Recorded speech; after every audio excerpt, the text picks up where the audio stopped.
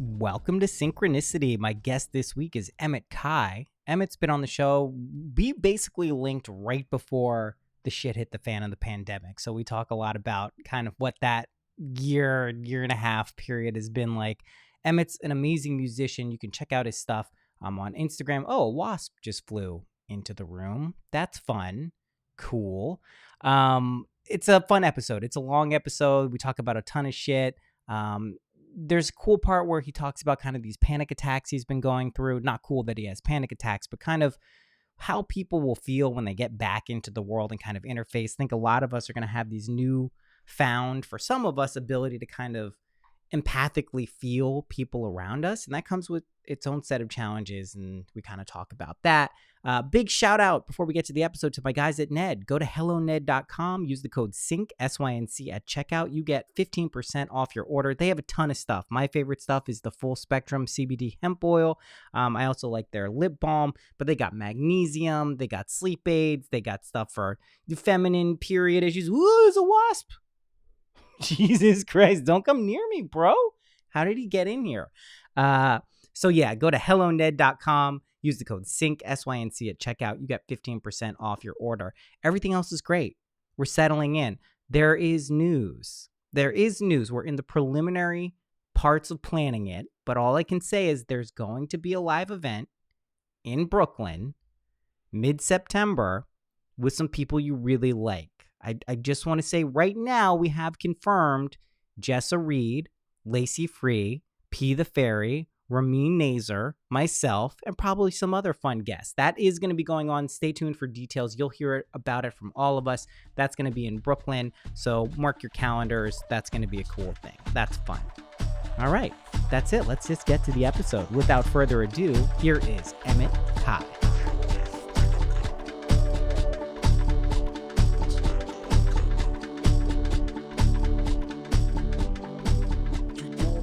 Yo, Welcome back to the podcast. this is great. It's been like over a year. When did we get our first podcast in? Was like Also, I don't know if you know this. I might have shared it.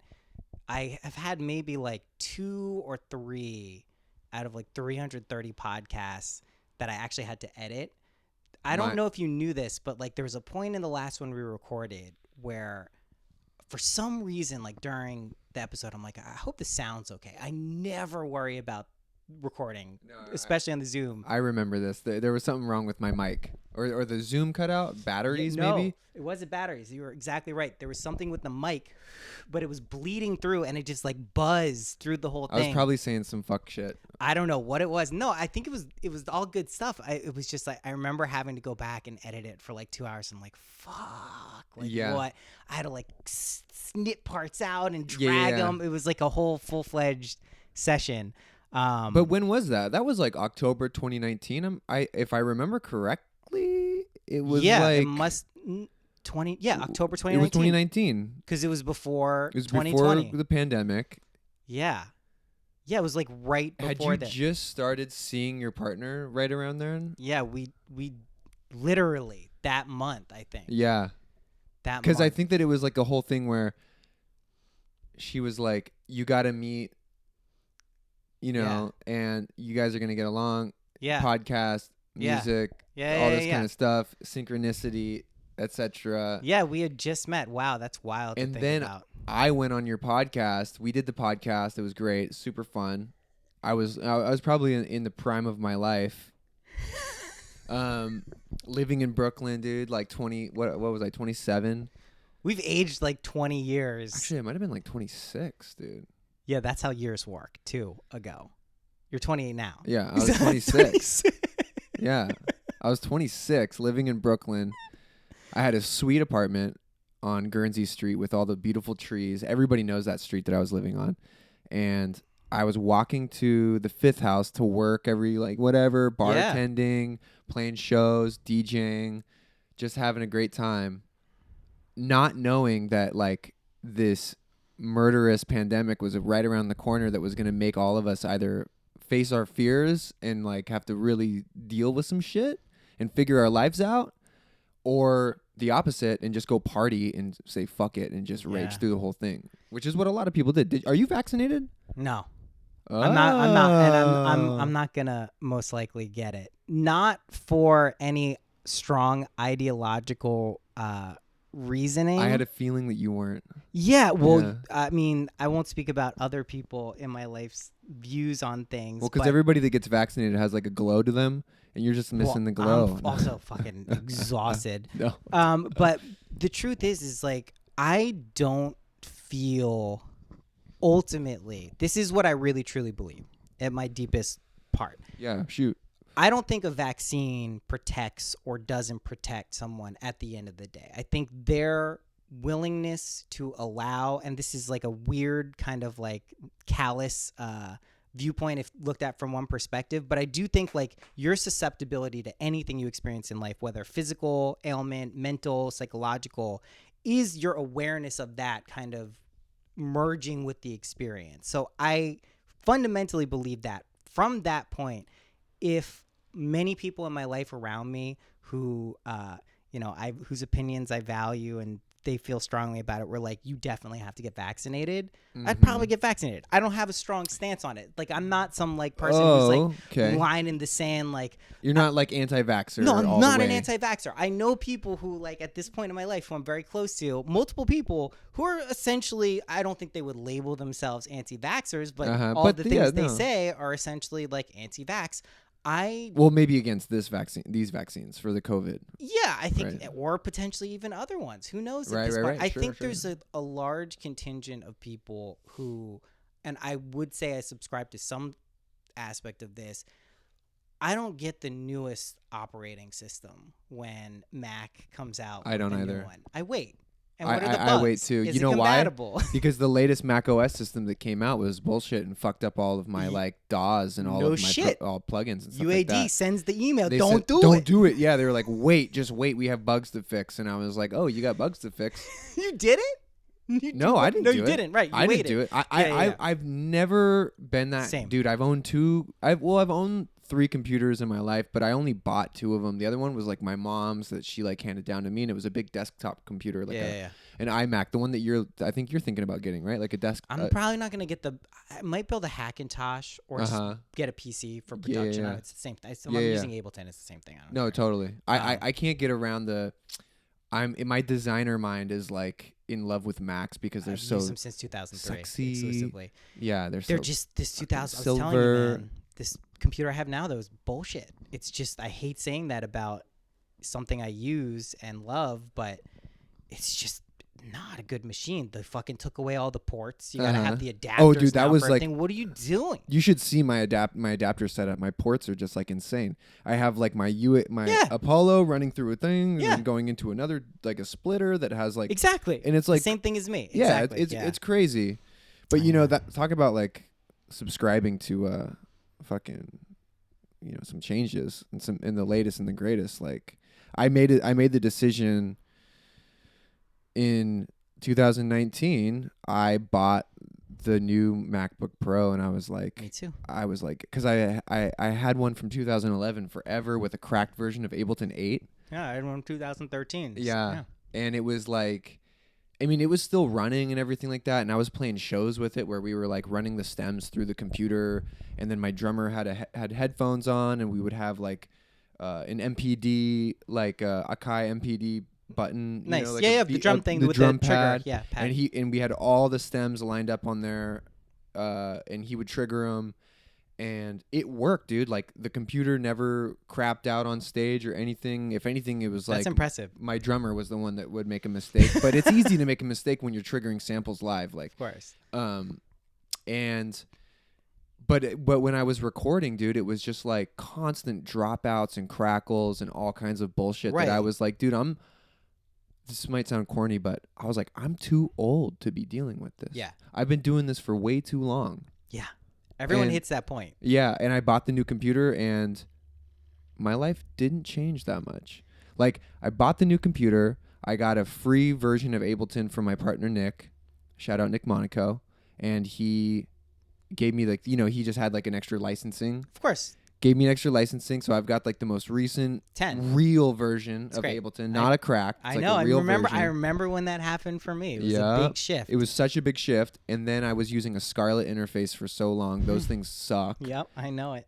I mean, sorry for it's a great starter interface, but like then I it wasn't until I bought the Apollo that my life totally, my like flow and everything I know changed. exactly what we're talking about. And that was that's a big chunk of money to drop. It's like I think I spent $1,800 on like a package. So I got like a microphone.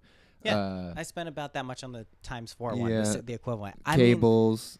I mean, I've found that I spend almost all of my extra money on music stuff, and the more I very rarely regret it. I'm very rarely like, that was dumb, like I shouldn't have done that. In fact, just the opposite. I've sold synths where I'm like, I wish I wouldn't have sold that. It's the worst thing you can do for your soul. Oh God, it's crushing.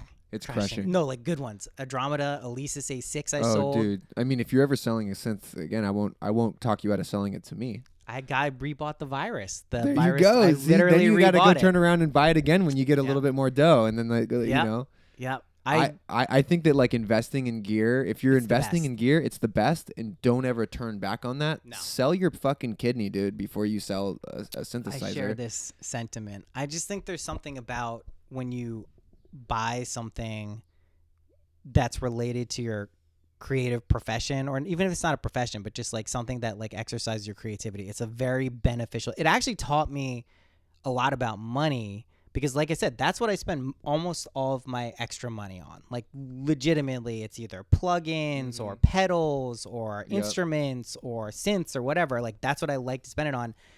I don't see how that's a bad situation for anyone. Like I'm happy to pay for this stuff. I want people to be able to make this and release it. I use the stuff. It's not like something I buy and I don't. Like this TV is a nice TV. It wasn't that expensive. It's a very nice TV. I don't use it that much. I'm not sitting around watching a lot of TV, but like instruments and stuff, I use those. So it feels good to kind of invest and spend money on things like that. And it taught me that money's like a cool thing for that reason. Dude, if you're investing in your happiness and your well-being, people are gonna want to hang out with you more. That's your for goal. Damn sure. Yeah. I mean, if you're stoked on life, if like if you come to a party and you're like, dude, and you're just like thinking of, whatever. Is it up there? It might be up there with retail therapy in a way, but I think that it's more than that, because you can't make like a piece of art after buying a pair of Nikes.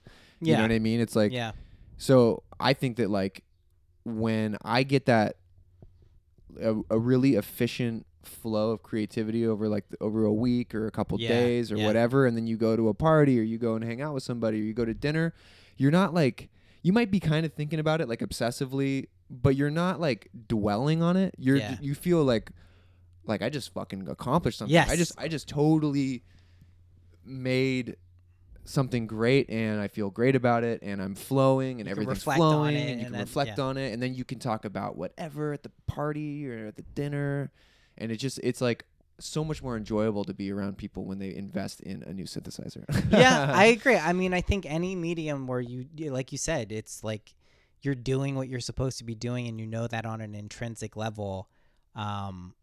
My dad asked me a simple question the other day. He's like, what are you doing that like really makes you happy when you're doing it? Like, and I was like, making music. I was like, that's actually the thing. If I think about it, when I actually sit down and do it, it may not be the easiest thing to do all the time, but when I sit down and do it, I'm usually like, this is fucking awesome. This is like, I forgot this is a thing that can happen. Yeah, it's pretty cool. For sure. Yeah. So we kind of were catching up a little bit before this, but what's going on with your Patreon? Because I started a Patreon this year. Nice. Or last year. Nice.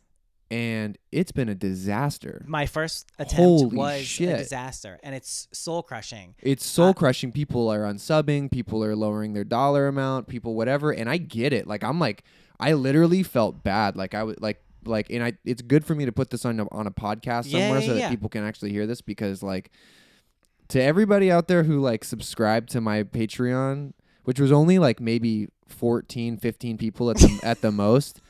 I'm sorry. And it was so hard for me to like, it took so much energy for me to come up with a concept. See, that's the thing. Okay. Yeah. This is what happened. I also did this.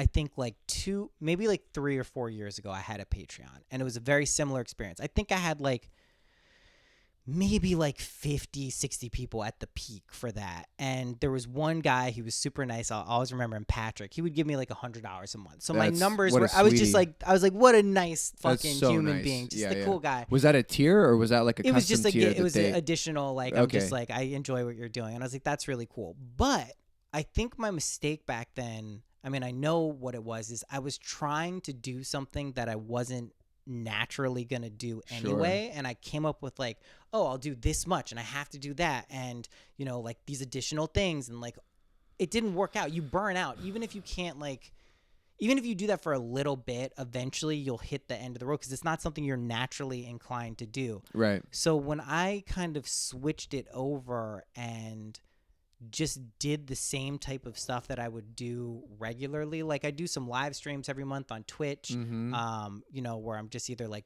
pulling cards, listening to music, talking to people, talking about crypto and stuff like that.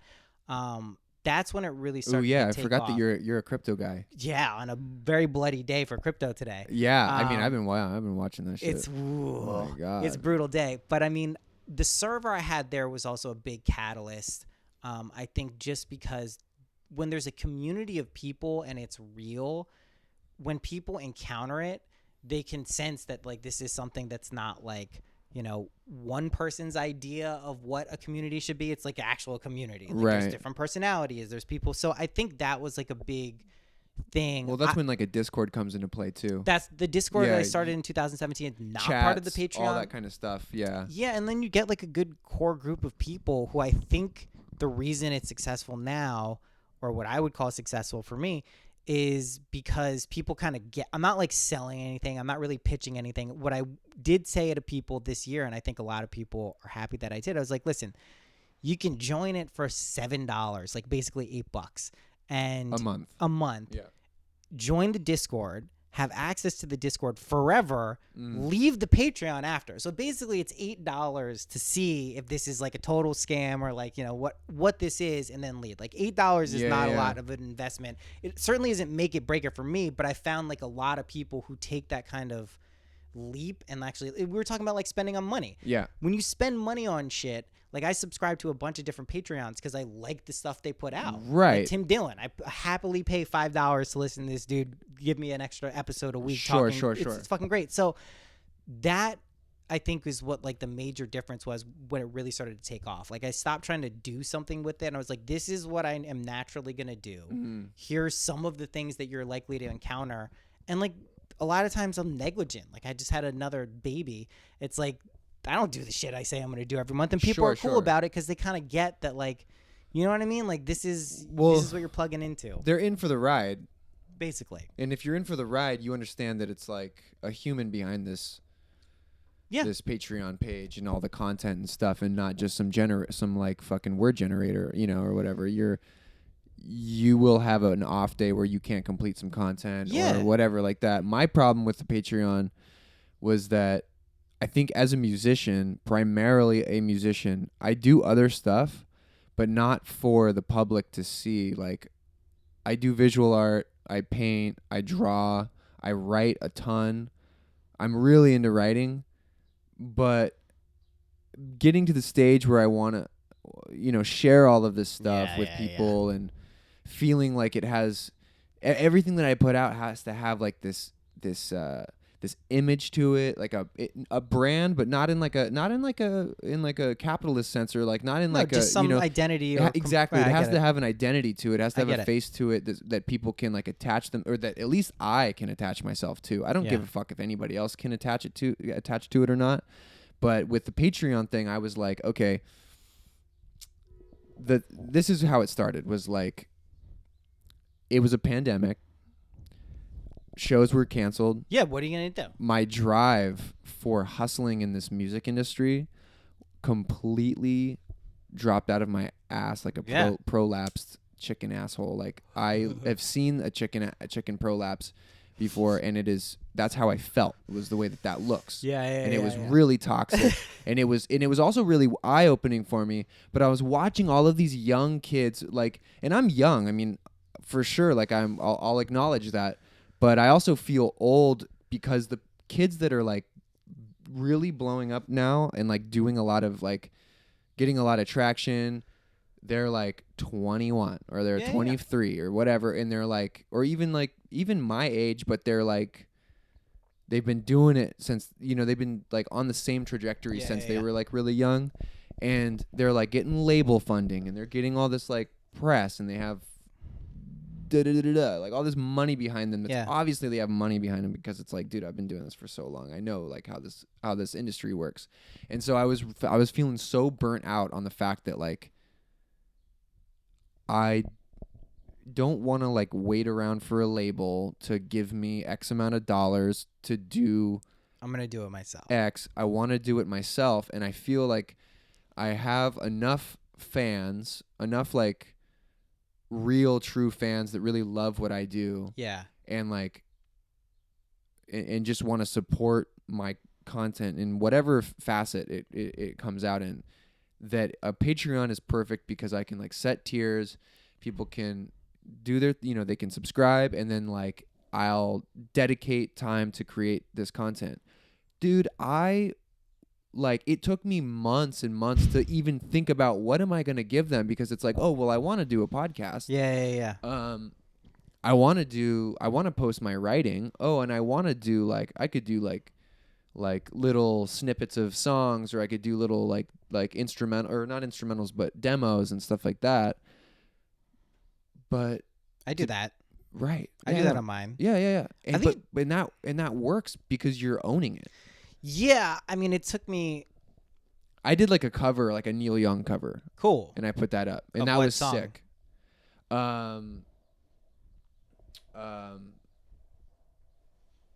Desert Highway, fucking cool. Wait, was it Desert Highway? I got to think about. I can't That's remember fine. what You the don't name of have the song is. to. You're not to be put on the spot. On a desert highway. Yeah. That one. Nice, man. She rides a Harley Davidson. Yes. You know that one? I do. Yeah. Neil Young's the man. Yeah. I was telling you, Laurel Canyon. Yep. Outside is there. fucking, You go, dude.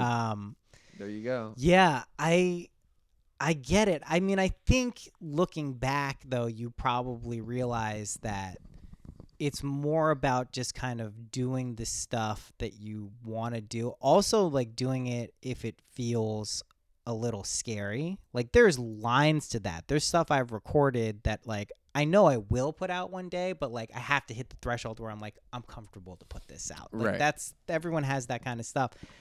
Patreon's a weird one. It's a competitive space. It's like podcasting, but I think ultimately if you just like put stuff out there consistently, for people to like see, you will find people. Like I know people who I'm not even really fans of any of their art. They're wonderful people. Like it's not my thing. Sure. Who have lucrative careers, who are able to kind of like navigate whatever weird world it is to like maintain, especially during like the who? pandemic. I don't want to name names because I just said I don't like their art. But I know. I was trying to get you I know, right? I never would. I mean, the thing is like, I wanted to chisel that out of your heart. Right? There's ways to do it, but basically, it has to be like from a place where it feels right and good. And I only know this having done it, kind of knowing that like I was doing something, and that first time I started it literally was like it wasn't right. I knew it wasn't right almost from the beginning, to the point where I started. You're talking about your debut Patreon. Yeah, like if you go back to whenever it was, I don't think there's like archives of it, but I know it was like 2017, 18. Sure, yeah. It was 2018. I thought it was like wasn't in a great place. You had just moved to New York. Just moved to New York. Just basically stopped working with an employer for like a long period of time, who I'd like relied on income from. So didn't have a lot of money. Crypto was crashing. I remember that. And I'm like, right. All right, Okay. I was like, all right, now's the time. Like, this is when I got to start making that money. And it was wow, it just wasn't the right energy. Now when like I legitimately, people will like 30, 40 people will leave, a month. Great. Like that's what I want people to stay who enjoy what it is. Well, that's organic. It's a natural kind of like, I don't know. I think it's just, you have to do it from a place of like, I would do this shit normally. Exactly. Like if I'm doing something I like to do. It's like the streamers. I think about this a lot because I do Twitch, every so often. you have to enjoy that. You can't just like become someone who wants to like, 'cause Right. this is where everyone's doing now. I'm Right. gonna become a streamer or a TikToker. And nobody's going to approach you to do that. Like Twitch isn't going to come to you unless course you're not. already doing that yourself. And in which case you have to would be a wanna do it. natural, you'd be natural born streamer. Like you're just, Yeah. that was actually what me, Gotti, and Morgan called our like Fortnite crew. When I was like hanging out with them a lot playing Fortnite pre-pandemic. Yeah. We were called the natural born streamers. But That's yeah, awesome. man, no, I feel it. I think it's like, I think that like in the space of music and creativity, like there's a lot of, for me, this is solely just coming from my end, but it's been so wrapped up in identity and like in meaning and like how I'm portraying my ideas or how I'm portraying myself, and it gets wrapped up in money and it gets wrapped up in fame or like success and all of this kind of different Which stuff. is normal. And like it's super normal. I think it's also very, no, you're right. It's totally normal, and I think that it's actually like it jades a lot more of the people that we like than we know. Like for example, like there's this guy who I saw on Instagram, and I'm gonna name names here, but he goes by Love Leo or something like that, and he's a pop artist. He's like, skinny, tall, lanky, like pop artist who lives in LA. And he's got like 500,000 Instagram followers. And he's like fashionable. His videos are insane. Like he's obviously got some like incredible funding of some kind. I don't know how, but when I found him, I was like, I hate this. I found, now this is just me talking, but I found him and he popped up on like as like an ad like a year and a half ago or something. And I was like, dude, I hate this. And I just like moved on, shut my phone off, whatever. Circling back like just a couple months ago, he came back up in some capacity. And I listened to his music and I was like, yo, this is fucking dope. Like, I love this shit. Like, this is sick. Had no idea it was the same guy. And then I like looked at his face in like the video, and I was like, oh, this is that dude doing that whack shit that I didn't like a year ago, and now I like it. Like, that's pretty crazy. And then you fast forward to just like a couple weeks ago, he posted this thing, and meanwhile, keep in mind, like I'm watching this as an observer, as a fan, as somebody who's like as a peer almost, because I'm like, I'm in the same field, I do the same shit on a lower budget, but I'm doing the same thing and with the same trajectory. And so I'm observing this and I'm like, I am judging it, not necessarily negative or positive, but I'm just observing and judging it and taking it in. And so I'm like, this guy has resources, or this guy has a label, or he has some kind of funding and something's going on here. And he posted this thing like a week ago or 2 weeks ago saying like, I'm tired of creating music for other people and creating music in a space that is like ultimately going to somebody else to approve or with them in mind. It's toxic and none of you guys should create like this. I'm paraphrasing, but he said that, right?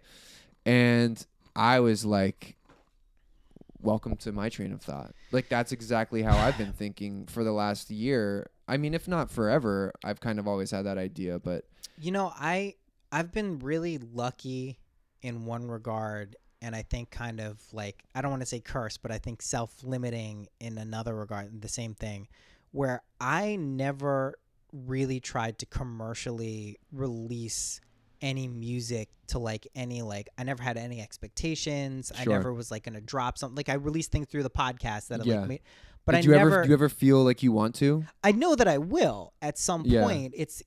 I think though, what it's basically been is like a pretty good waiting game until I do think that like it's going to be easier for people to make art that resonates with a large swath of people, not because they're trying to like mold themselves into an identity and what people want to listen to, but because this is what they just feel like they should be doing. Like, they want to get down, they want to get into the studio, write what comes naturally to them. There's no better feeling than that. You can go in and have to like, adhere to a style or do a remix or like help someone with something, but when you just go in there and like whatever is coming up, whether it's a melody you add in your head or whatever, like, that's an amazing feeling. I feel like more of that seems to be percolating up from the top.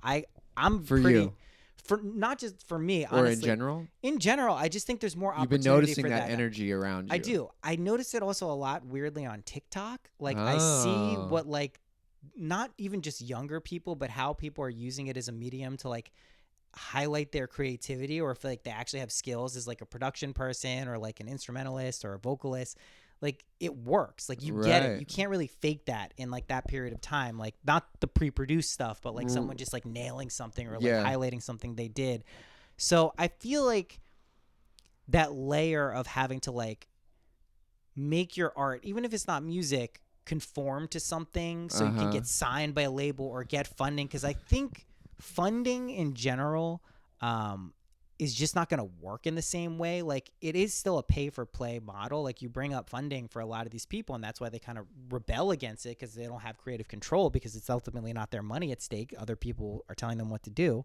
Even just psychologically, Yeah. it can be, even if it's like your fucking dad, or something like that. It's not like, sometimes it's not actually in the cards that you owe them something specific, that they're counting on you to deliver like a hyper pop ballad album. It doesn't have anything to do with that, but it gets into your head as if you do, because that's Yeah. kind of the way that our society works, is that like people pay you for a service. Yeah. And if But somebody's that's why I think like being your own boss with this stuff seems to be the future. Now, what that I think freaks a lot of creatives out is that it's like, well, how do we make money? Where's the money going to come fucking from? A, dude. Now Right? we're talking, like, that's the ultimate question, because I mean, My views on this are obviously I want to hear your views on this. not. This is why I came over here today. Most of the last, I would say, 6 months or so, if not longer, I've been talking more and more about money. How like I ultimately do view it as a meme. It's something that just isn't as hard and rock solid. This isn't even like a novel concept anymore. Like people know this from cryptocurrency and everything like that.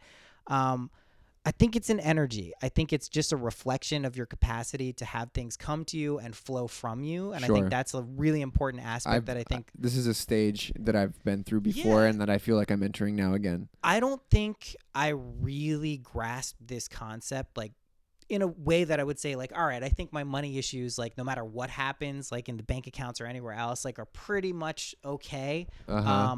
I don't think I really got that until I was like 35. Like that was Wow. like Yeah. kind of when I was like, all right, I think I understand. Like I knew this, but now like I can actually see it in action. Because up until then, like it was all work for a service thing, and like people can blame capitalism or like I don't think it's any of that. I think again, it's important for people to recognize that as a potential pattern and then be able to break free of it.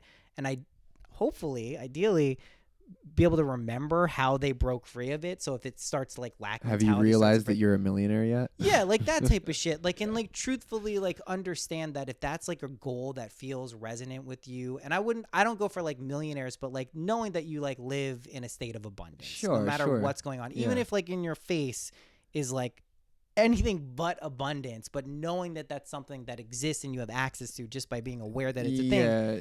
that does allow it to come forward. That is challenged. Like I challenge myself with that at various times, but ultimately I will say like I've kind of turned a major corner. I think, yeah, when I was 35, because I was like, it's just energy. Like there's nothing wrong with it. I think I held plenty of subconscious beliefs that there's something wrong with money because of the way some people use it or the way it can be Yeah, like you used. hear people say, and I've been there and I've said this before, you hate, like, oh, I hate money. Yeah, that's Or like, bad. I hate money. Treat it like a relationship. That's the way Yeah, to look at money. exactly. Like treat it like, how would you want, if you really wanted a good partner, how would you treat that person? It's funny because I had this same analogy with cigarettes. the other day, I was with my mom, and she asked me, because like I told you before we started the podcast, that I'm like mourning the death of my cigarette addiction. So it's Yeah. kind of sad. Like Yeah, I feel like a little there's a sad. loss. Yeah. I don't feel like I'm having like nicotine withdrawals because I have this little fucking e-cig that I can suck on every now and again. Yeah. But like, it's also like when you're with something for 15 years or 10 or however It's a long relationship. I've been with it's under 15 years, but still long enough to be like committed to smoking. And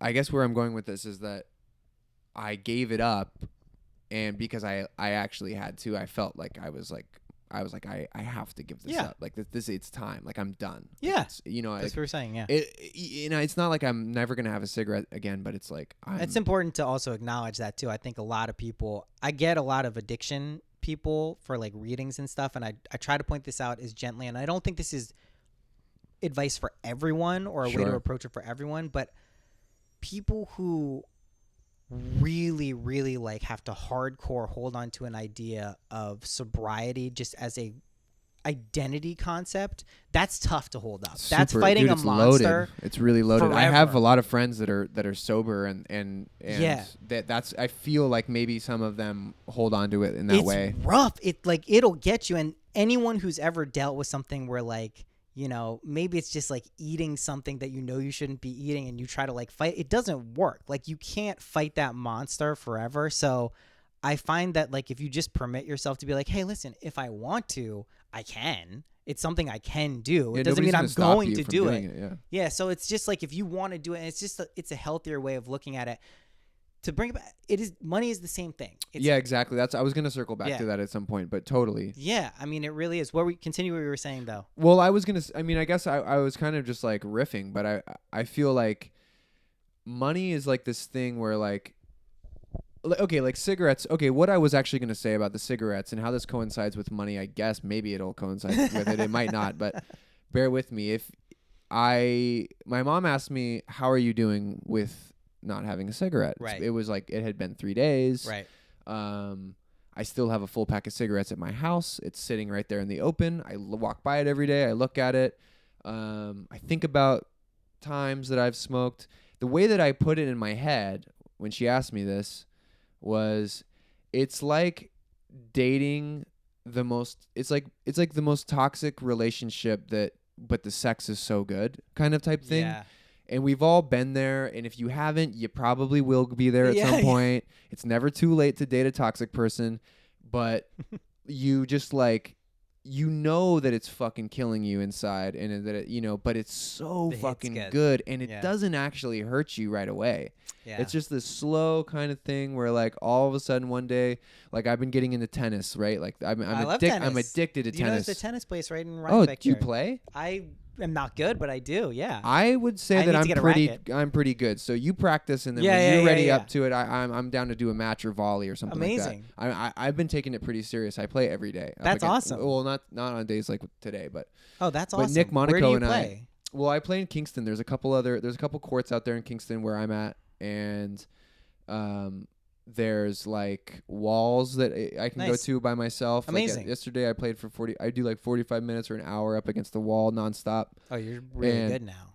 Yeah, and I'm just practicing my swings and everything. And I used to play in the city on the courts on the river. Oh yeah. Yeah. Oh yeah. I love Dude, tennis. I love it. I mean, it's like, and Nick Monaco got me into it because I was gonna go visit him for his birthday, and he called. We were on the phone, and he was like, he's all, man, I've been playing tennis, taking lessons, all this shit. And I was like, dude, and that was like a month before I left. So I said, okay, well, I have a month to get really good, and I can like show up with some firepower. Nice. And then we could play some matches. Nice. Which is exactly what we did. And that fool smoked my ass. He's taking lessons. That fool's taking lessons. Yeah. I mean, I maybe won. We played like 20 matches one day in El Cerrito, and he like was.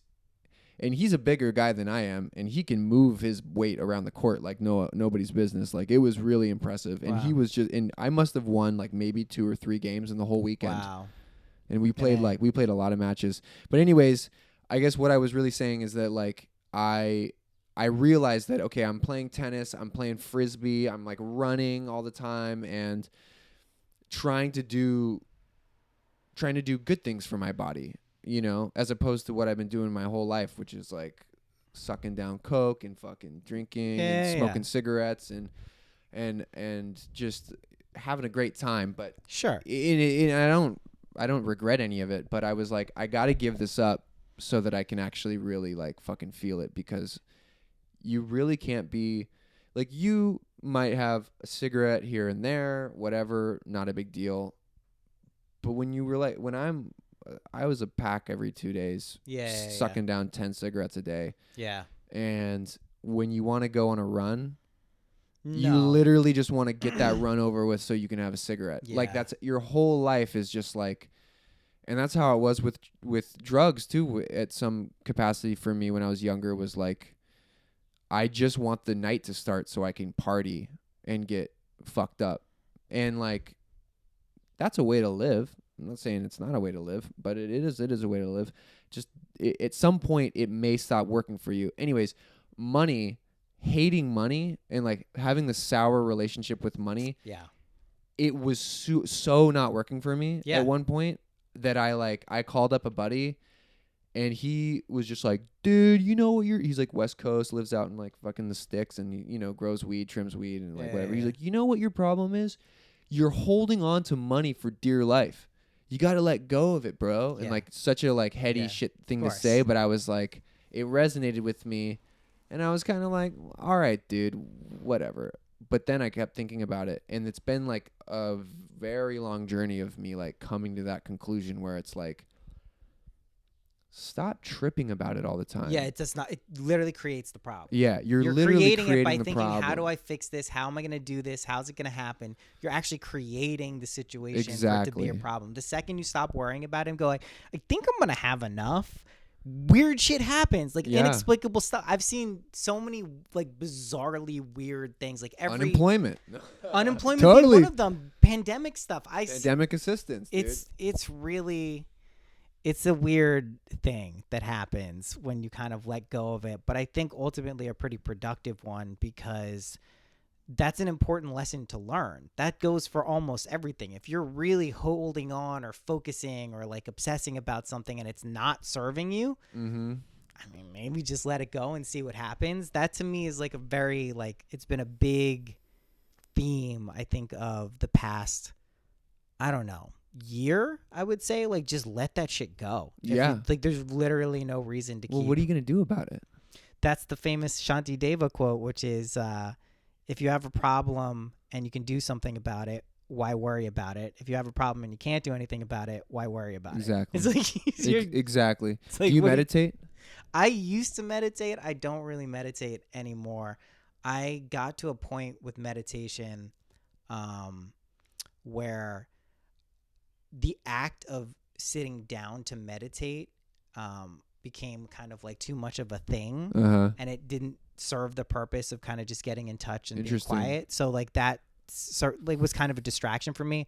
Also, I found that like active meditation or like the imaginal stuff kind of serves a more directed focus that I like. Creative imagination to me, I guess, is my meditation. I find when you changed into you swapped it for something else that works. That felt more normal and natural for me. I think that's important. Yeah, that's cool. That's cool. Yeah, and I mean, it's not always easy to do that stuff, but it feels like a more directed and focused use of what is normally a pretty active mind.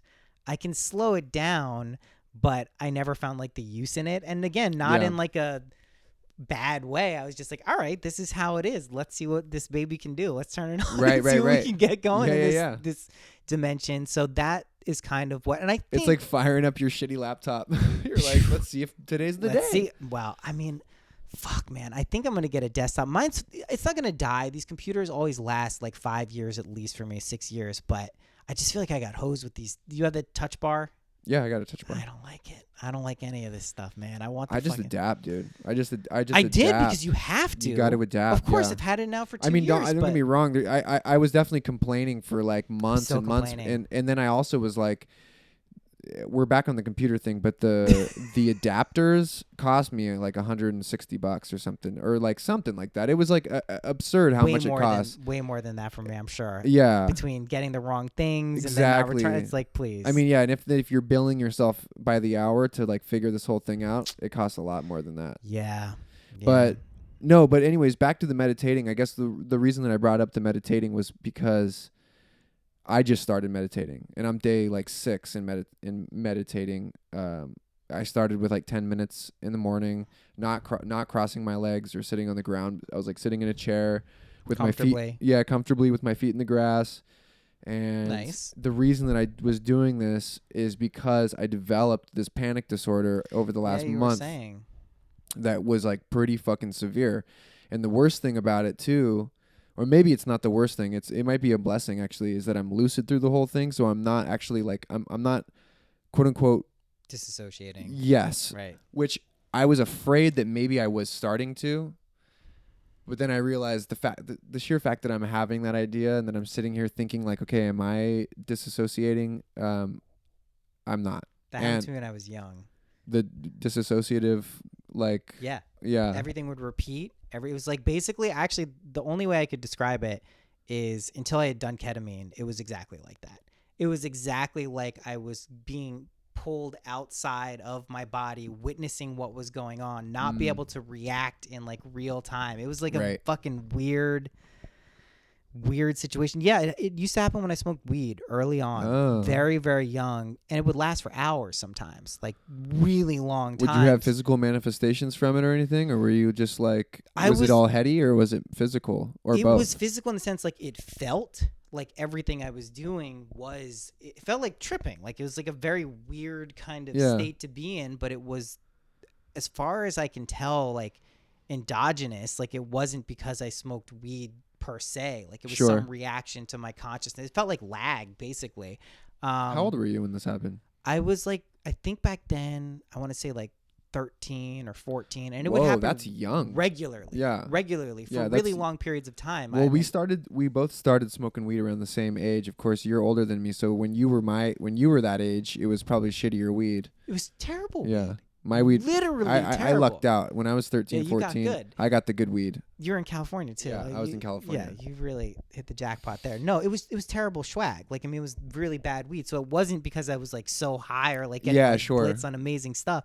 It was just like, it wasn't like a psychedelic effect. It was a cerebral kind of thing. Yeah. I've seen people go through, I think, similar things, and they've labeled them as panic attacks. And I think the key qualifying difference, and it seemed to like mitigate it, and it just doesn't happen to me anymore, and hasn't since then, is you just kind of watch it happen and don't react to it happening. And that seems to basically, there comes a point where like whatever functional thing that is no longer needed. Like you don't have to do that. It is disassociating though. If I just remember being also tethered at the same time, like I wasn't fully gone, so I had to interact with this world while essentially being like crazy, acutely aware of what was going on. Yeah, but describe what yours are like. So mine started like, there was like, I think mine started, my girl went to Florida to visit her parents, and I had the house to myself, and I was like literally just like working in the studio every day, exercising, eating, doing everything that I would do when she was home, except having this like sense of kind of like, your own domain, right? For a second. King of the castle. King of the castle. Sure. We like, since the pandemic, we share the house every day, which is lovely, and I love it. But it was the first time in all of the pandemic that we had spent a full day. Right. I mean, a week, but like even just like a full day, 24 hours apart from each other. And it wasn't, I missed her, but it wasn't crazy. Anyway, it was great. When she came back, something kind of clicked in my head after a couple of days of her being back that I was about to leave on my trip. So she left, came back, and then my trip was next, right? And like, we have this little kitten who's kind of like has like some health concerns and stuff that we've been, that's like our little boy. Sure. So we don't leave him alone yet until he's like How old is older. He's only 8 months old. Oh, he's young. Yeah, he's young. He's getting bigger, but kittens are so cute. Yeah, he's the cutest. His name's Glacier. He looks just like me. He has all my genes. Nice. And he has had like, he had like bloody diarrhea for a while, and then he had just diarrhea, and then he had like ear mites, and he has like a respiratory problem. Upstate cat, yeah, or adopted. Yeah, and he doesn't know that he has any of these things. He's just kind of like waiting for a mouse to, like a fake mouse to appear and play. Anyways, so my anxiety, it wasn't panic, it was like anxiety started kind of like bubbling.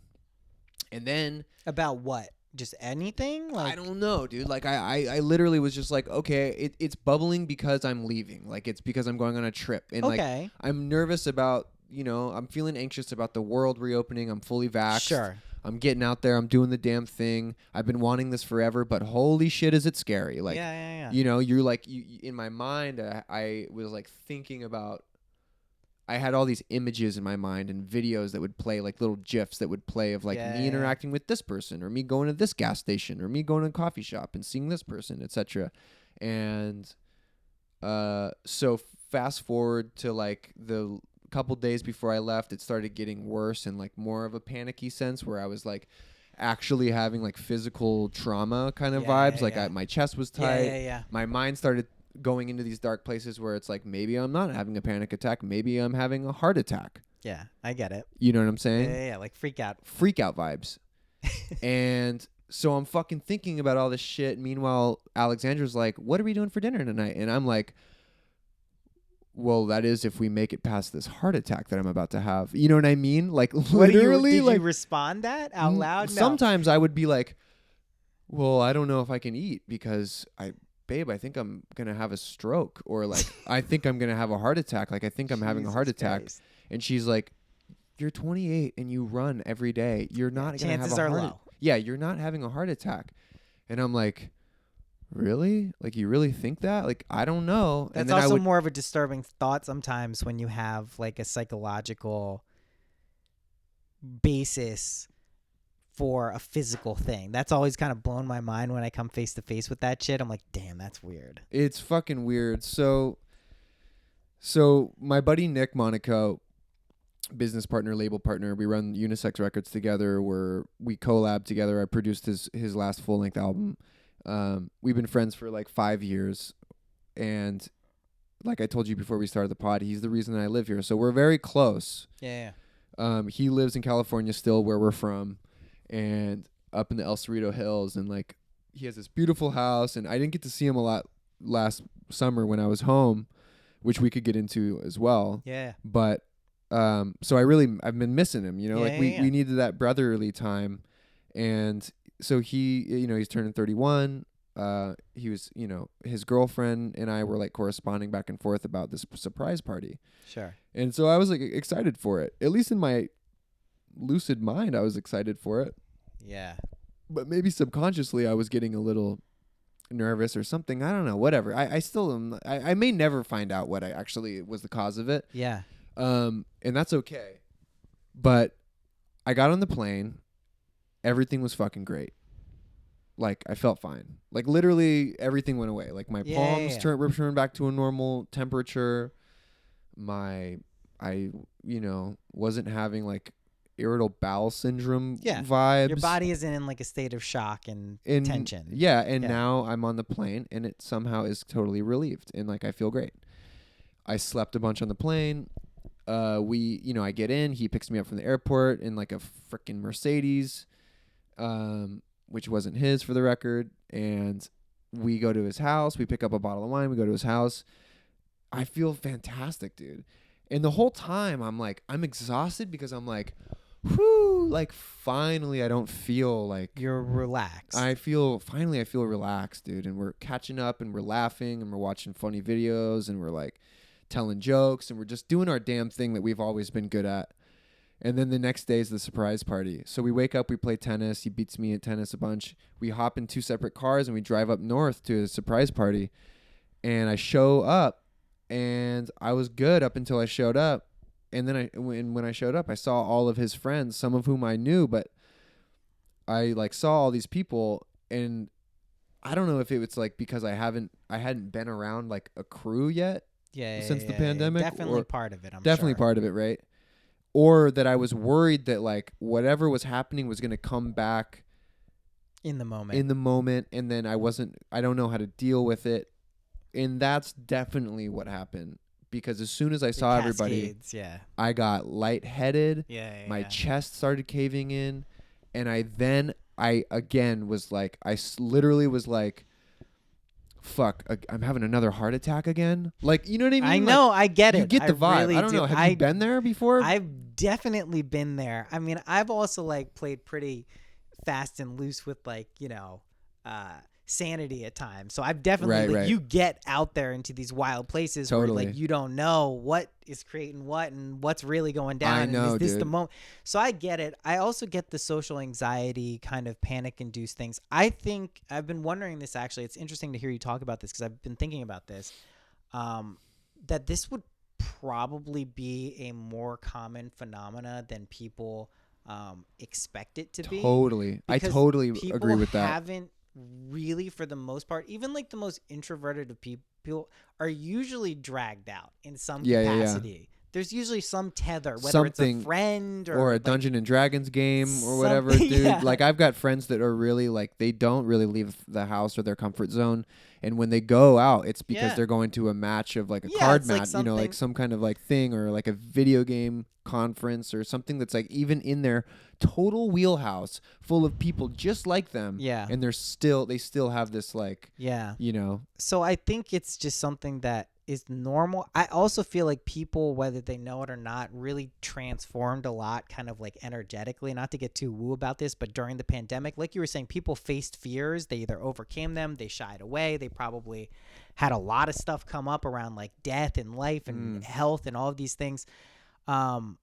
You're more sensitive energetically now. People, when you get around other people who maybe weren't accustomed to kind of like feeling everything that has always been around, are like, what the fuck is this? Totally. Like, what the fuck is this? I can now feel everyone's energy. And then that's when one of those stray thoughts can come in where you're like, oh, straight thought. That's what it is. It is a straight thought. It's a straight thought, and you just engage with it, and it can be a sticky one. And it's then like a fly in your house that you're like, how the fuck did you get in here? I've learned, I think, just from being a longtime weed smoker, and I think that what people call paranoia is usually just like this subconscious material. Usually, it can be fear-based, that like if you don't have the proper perspective on how to deal with it, it's like not fun. That's why people don't smoke weed. But if you recognize like, oh, like that's a fly, I'm going to swat it away. Or just let it just...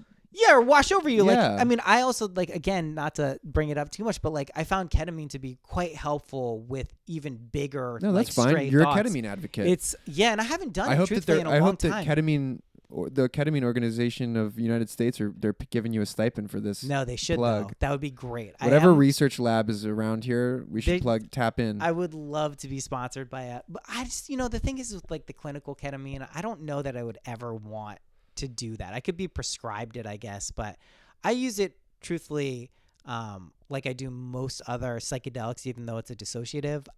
It's just like a cool, interesting realm to explore. I've done ketamine multiple times. I've got friends that still do ketamine. Yeah, I know people have really can get weird with it too. It can get to a dark place for some people, but I find it to be pretty a useful thing. But when these thoughts come up or these fears or things come up, like knowing that you have a choice in how you respond to them always and reinforcing that as a belief, it doesn't mean you don't get knocked off course sometimes. Like everyone's going to have a natural reaction or what seems like an unnatural reaction to like anxiety or fear or whatever. But usually it's like too much of a focus on the self and wondering and thinking that like other people are going to like, you have to uphold like some social standard or whatever, and like most of the time, which is the truth, no one gives a shit. Exactly. Nobody really actually gives a fuck, like, or is even thinking about it. No, especially like even like if there's someone like really weird at like an event, like, or a party or like a small gathering, like at most it'll be like tomorrow's conversation for like 5 minutes. Like literally, no one is really like dwelling on any of this stuff. No, that's ever. that's a really great point. And I think that what you're describing is to my understanding would be like categorized as performance anxiety.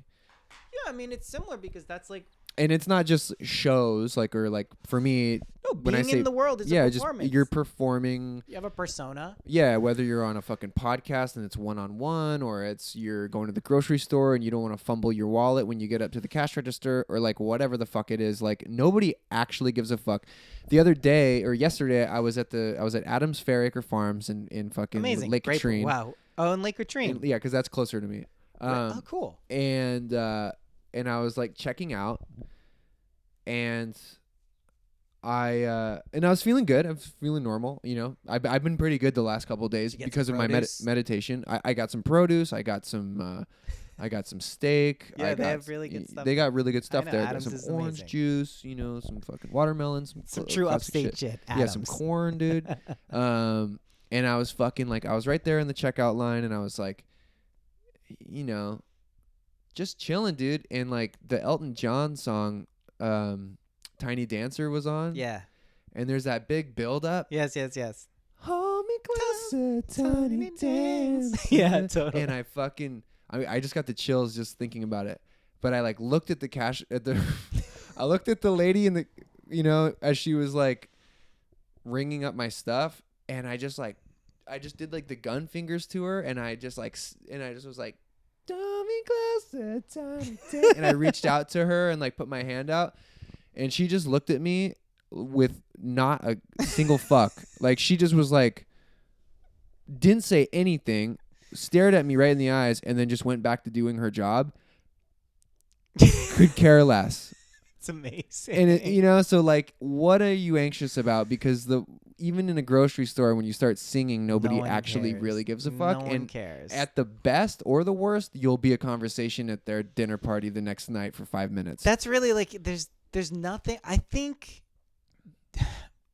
feeling like there's something that you should be anxious about is, again, it's like the money thing and not having it. It's like you're creating and you're focusing on a problem that in reality doesn't exist and only has existence because you're aware of it. So like kind of withdrawing the awareness from that and being like, you know what? I think from henceforth, I'm the type of person who's pretty comfortable in social situations because I know like I don't have anything, like no one cares, and like I'm pretty fun. Like evidence would say that I'm a normal person who can get along with people.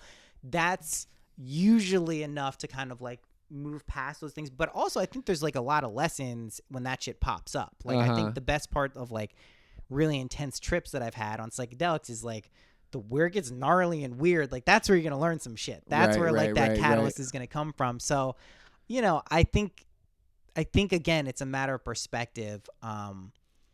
Yeah. Exactly. It totally is a matter of perspective. And even to take that back into the meditation thing, the thing that I've been finding was like, so to continue on with my story and to summarize it up, I went through my California trip that was supposed to be a fucking vacation, struggling. I was struggling through it, you know. I had good moments, but those good moments would default into like normal or not panic moments. Sure. Right? Where you're just like kind of neutral. And I would have these, it would, at some point in the day, it would typically, something would happen. Like I'd have you know, like you would have like a twitch in your finger that would just like, you'd start, and it just, anything. I get it. You get it. And so then I came home with my mom, and it was still kind of happening. And it was a little bit less, but it was more like manifesting in ways of like, kind of just like frustrations or like not having my own space, you know, or whatever, not having time to make music, like you said, you know, like you don't have your time to whatever. And that's the thing too, is like my mom was like, you know, honey, if you want to just like make music for a day or do whatever, just do whatever you want. I don't need you to entertain me. And she sincerely meant that. Yeah. Because she's such a sweetheart and she really doesn't need anybody to like hold her hand through anything. But my insides were like, I hear you, but like there's no way that you don't need me. Yeah. You know what I mean? There's no way that you... I get this vibe very much. Yeah. So then I met up with so then she left, or one of her last days there, we had a really good day. We went on a hike and I cried, and like lots of crying, lots of crying like... is great. Crying is great. Amazing. Every time I meditate, actually, I think when I open my eyes, I almost cry because that's great. It's intense, you know? Yeah. And so anyway, we went on this hike. It was like misting. We went to the Overlook in Woodstock. Sure. You know where that is? Where you can don't. see you got to go sometime, dude. We'll go if you ever want to do it with Denise or something. Yeah. What's up, and you go all the way up and you can see the whole Hudson Valley and you can see all the Catskills, dude. And it's fucking epic. And it reminds me of like why this California boy is living in upstate New York. You know what I mean? And I almost had a panic attack when I showed up to the place for some reason. I was with my girl and my mom, and it was like no big deal. But I almost had like another strange sensation. When I got back, I felt great and like fantastic. Not just like default, not panicking. I felt good, man. No, I'd say great. I felt great. I felt relieved. I felt like free and all this shit. And I met up with my buddy. My mom, my girl, my buddy, we met up. We got some pizza. We got some lemonades, some oysters. Dropped like a fucking ton of money on on this food. You know what I mean? It was a bunch of us, so it wasn't that bad. But and he came back home with me, and he suffers from something very similar, right? Yeah. Or he not suffers. I don't want to use that word. I would experiences. He has experienced and still just deals with what I'm going through, but on a more intense level. Yeah. And I'm not going to name his name because I don't want to put him out in case he doesn't want to be mentioned. But we sat outside on my porch for like an hour and a half, and he was like, he just like gave me some really great pointers, of which I will share with the listeners now. And one thing was that when you're meditating, it'll take a while, right? You have to do it a couple times to actually even like drift off and kind of be in nothing, space, and be in your own, just be in space and just be. But when you actually get to that point, keep in mind when you come out of that like you did that, right? Yeah. Nobody else did that for right. you.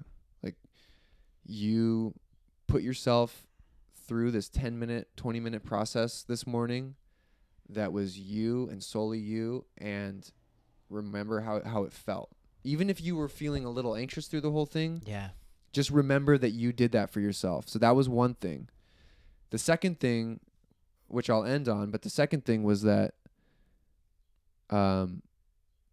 when you feel any type of feeling, just give yourself permission to feel that, right? This is like common shit for people that are like have been doing this for a while, or that have experienced, or maybe even everyone deals with this no matter what. No, totally. But I've never had this conversation before. I've never had this conversation with anybody. Like my mom is very in tune with this kind of stuff. She meditates and all this stuff, but it hits different when your 28-year-old friend is who you fucking play games, play sports with and hang out with, and whatever. When he tells you this, it hits different. It hits because it's a peer. It's not your mom. You're like, whatever, mom. You're like totally, bro. Like, no one's trying to preach to you about it. Yeah, exactly. He was like genuinely just like, I'm here for you, dude. Like, I understand what you're going through, and dude, like, that was like what, on Friday? It's Tuesday. Since then, I haven't had a single incident. There's been moments where I get a little like I trip a little bit, and I'm That's like, normal. Ooh. But then I just remind myself, I'm like, yo, dude, like 3 hours ago, you were on your lawn, like cross-legged, chilling, with like butterflies flying around your head, and everything was totally good. Life what is are good. What are you tripping about? And I guess I'm not a fucking. I'm a beginner. I'm a student of this, but I guess the point is to just train your body and your mind to into this new habit of like allowing, just permission, allowing, and just being, and just remembering that like you are in control, not your like I can't remember what he calls it, but it's like a type of your mind, your fucking anxious mind, I'll just call it. Instead of letting your anxious mind get the best of it. That's hilarious. Just right across the street, there's like a fucking Blue Lives Matter flag. They're Trump people too. They're also really Trumpers. old, I think. Classic. Goes I never hand in really hand. see them. I'm actually not convinced anyone actually lives there. It's just like right some in my weird art piece. Yeah, exactly. It's very. I haven't seen them literally. I think in like a year. Maybe they died and they're still in there. There's a gardener who comes there. I sometimes debate whether he murdered them, but I don't think he did. That'd be weird if that was like a scoop that someone could get. There is weird shit that goes down in these parts, though. I'll tell you, for a really small town, dude. Upstate New York is a trippy fucking place, man. It's pretty weird.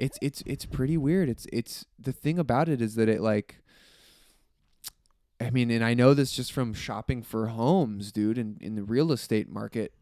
Like, as my first ever encounter in the real estate market, most of these homes whether or not it's been remodeled, like most of them were built in like the 1800s. Yeah, they're old. You know, they're fucking old. And like Yeah. this is like the first like Yeah, this is where America. people came. Yeah, like They're like, this is the place where we're gonna stay and build stuff. Yeah. There's like all this crazy revolutionary and war stuff, like back in Red Hook where I had a house.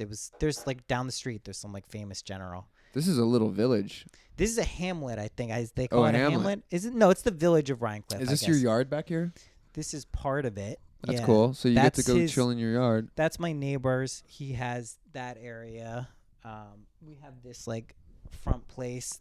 There's no mailboxes here. You have That's to go cool. to the post office, which is down the street. That's fine. Yeah. No, it's weird. It's bizarre world. It's like a Norman Rockwell like. It's cool because that way you're in control of when you go and get your mail. You're not just like come home to a bunch of fucking stacks of bills. It is like true. It is. know? You do get to gate your own mail you're a delivery gatekeeper system. for your own bills. Yeah, it's pretty cool. Yeah. But yeah, man, you know, I think that it's a crazy time, and I'm glad to be. It's cool to talk about this because it's like I can talk about this with my girlfriend or with my mom or with my buddies and with you, but like, you know, talking into a podcast where people will be listening. A lot of people, I think that's what I'm saying. Like, this is not going to be something that I think is completely unique to exactly. just you. Yeah. I know. I would consider myself someone who kind of encountered what you're describing. I wouldn't say I would ever describe it as like social anxiety or panic attacks as like an adult, but I learned how to be like very energetically sensitive to surroundings, which I think is important to acknowledge. Like sometimes if you get in an environment and you start to feel weird, it might be because of your environment. It's not necessarily just because of you. Listen, it's your reaction to it ultimately, but like that's a good like primal kind of instinctual thing. Like, is this a setting that I feel comfortable in? So that's totally normal. Dude. If you're at Hannaford and you're fucking feeling a little sketched out, maybe switch up your grocery store. I'm just saying, there's weird vibes depending on where you are. You know, I'm just saying. No, totally. Yeah. So I mean, I think that that's something that people are probably going to encounter more and more, and I think it's a good thing. I think it's good to be ultimately more sensitive to your surroundings, but learning how to kind of like work with and live with that is something that takes just a little bit of practice and intention. And I think the meditation stuff is really, I mean, I know people who really love meditation. I find active kind of meditation, that's what I would describe it as. I mean, I know I did your podcast and I've been listening to your podcast. But tell me what you mean by would you say imaginative meditation or just like imaginal activity, creative imagination, yeah, right? Yeah. So for instance, today, because it's been a while since we've hung out. Yeah, it's been almost 2 years, right? Yeah. A little less, year and a half.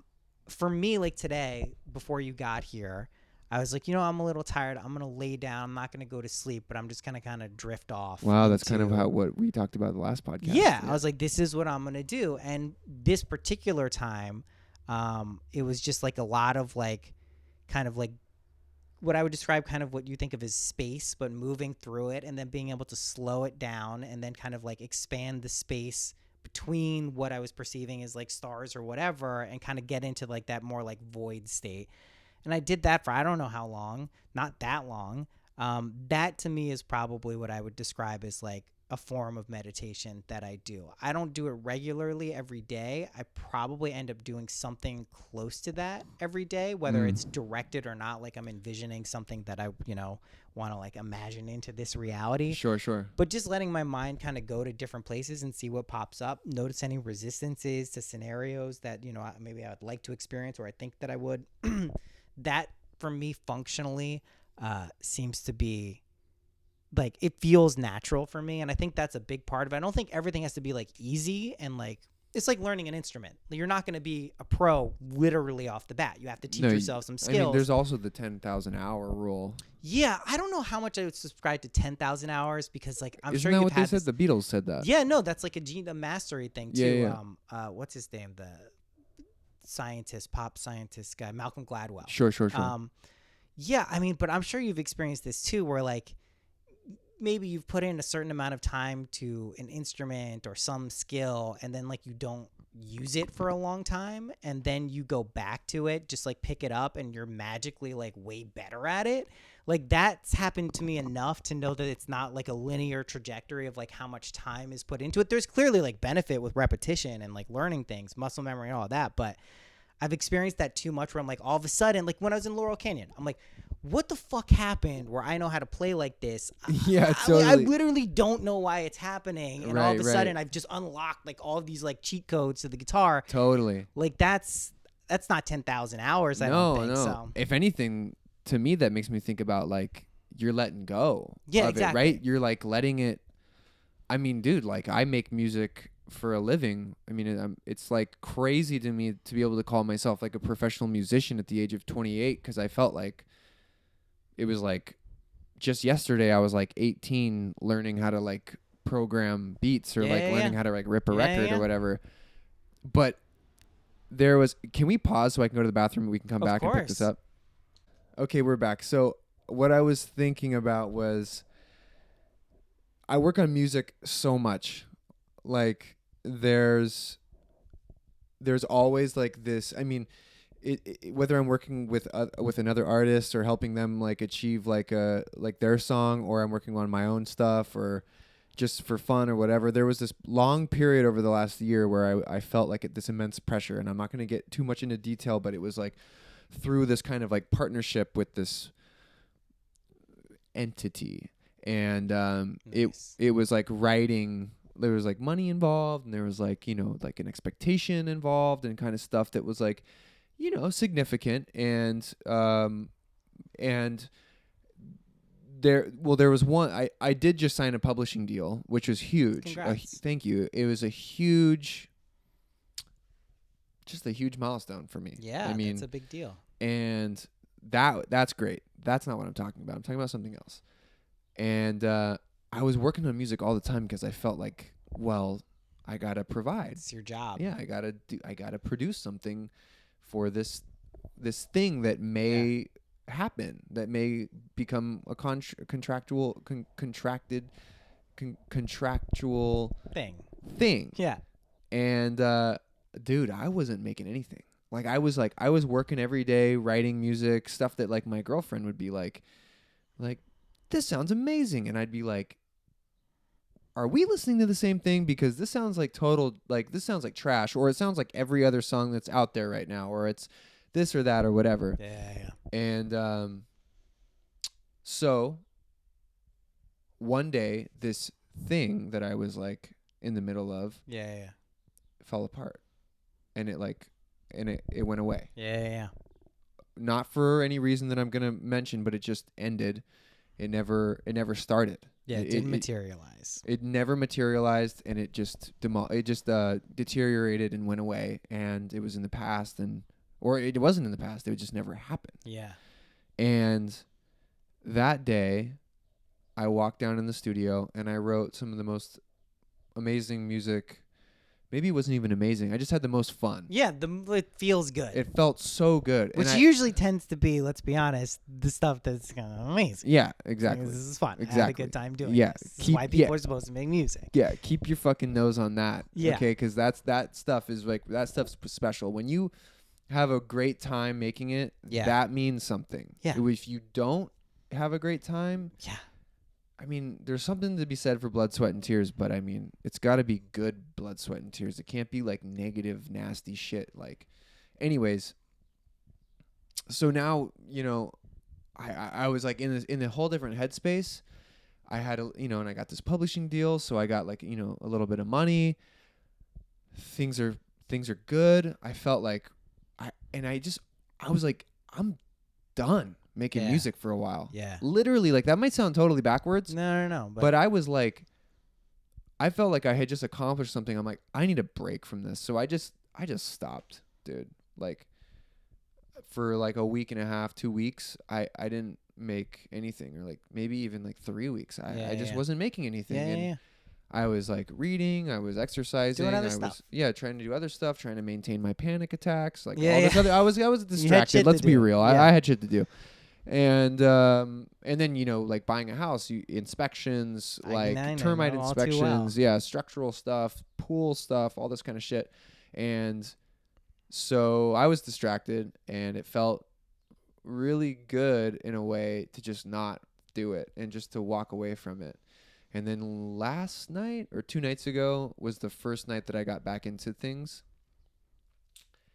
And I just fucking kicked ass. Yeah, it's fun again. I just like went it. down there. I fired up my whole thing and just had a blast, dude. Yeah. Just had such a good time. And like, so yeah, there is something to be said about just like letting go of stuff and walking away from it and not putting it up on this pedestal and kind of just really helps. And that's the same with money, and it's the same with, you know, like performance anxiety or fucking all of the things. Like, just kind of let it just be, dude. And once you can like let it be, I'm finding, and hopefully like we'll find more and dive deeper into this, but it seems like the more that you can just kind of let things be and let the organic matter kind of like come out of you, be like more of like a vessel for some shit, it's gonna be a better experience overall. And not just for you, dude, but for somebody listening. That's what I mean, the resonance of what's being done. That's why I was bringing up, it sounds weird to make the connection between what you're saying and like people on TikTok and stuff, but what's the TikTok thing? I see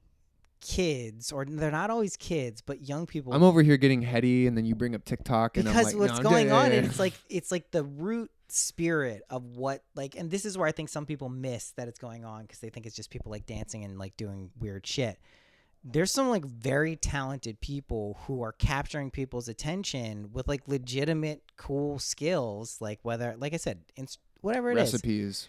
Yeah, recipes, even that stuff is cool. That's more like recipes. Practical. I like the recipes on TikTok as well. I but found like, a lot of cool stuff on there. Just like music shit. And just like also the songs that are used. Like I've been finding songs through TikTok, like just like obscure things that I heard. I'm like, what's that? I'll go and find it.